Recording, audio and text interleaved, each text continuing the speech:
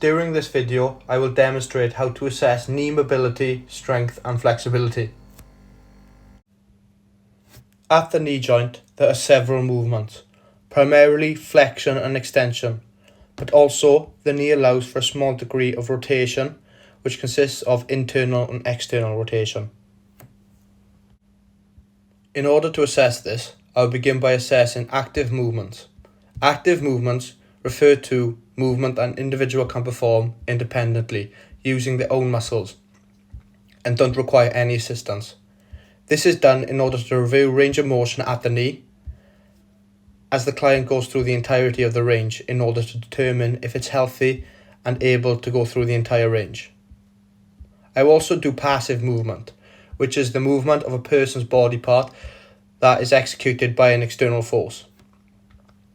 Passive movements are used to assess flexibility and mobility and to detect any restrictions or abnormalities. When performing passive movements, I will be feeling for the end point of each joint in order to see if it feels normal and also assess the client's reaction to identify if there's any pain or discomfort. And finally, I will assess resisted movements. Resistance movements involve the application of resistance against the patient's muscles. The resistance comes from the therapist applying pressure in the opposite direction. This is done to test for any imbalances or pain. It will also determine if there's any weakness and identify what the problem is. It can also be used to see progression over time in order to see improvements.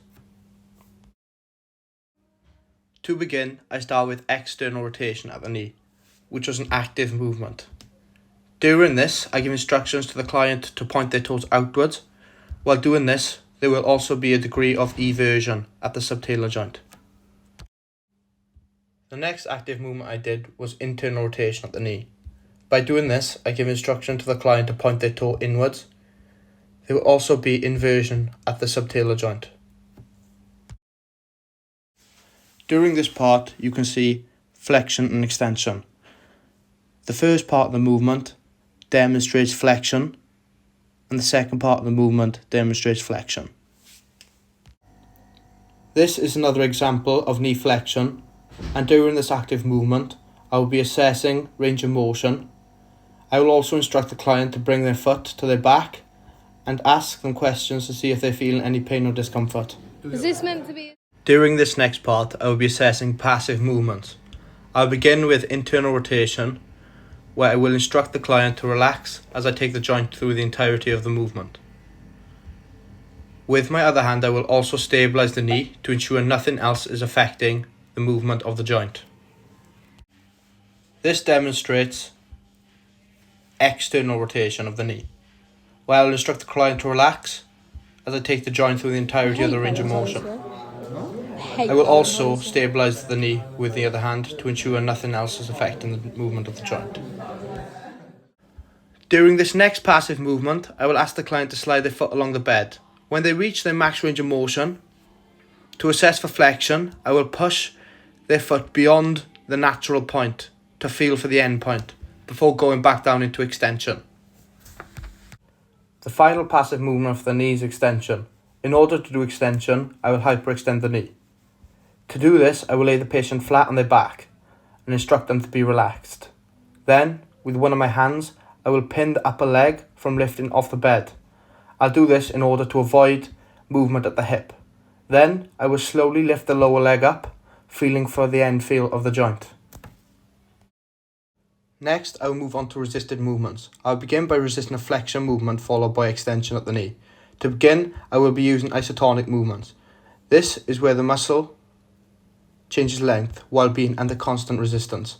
This is done in order to assess strength in different points of the range of motion. For example, a muscle could begin strong, but as the resistance gets to the top of the range of motion, it could lose strength. This could affect the type of exercise given in order to rehab the muscle.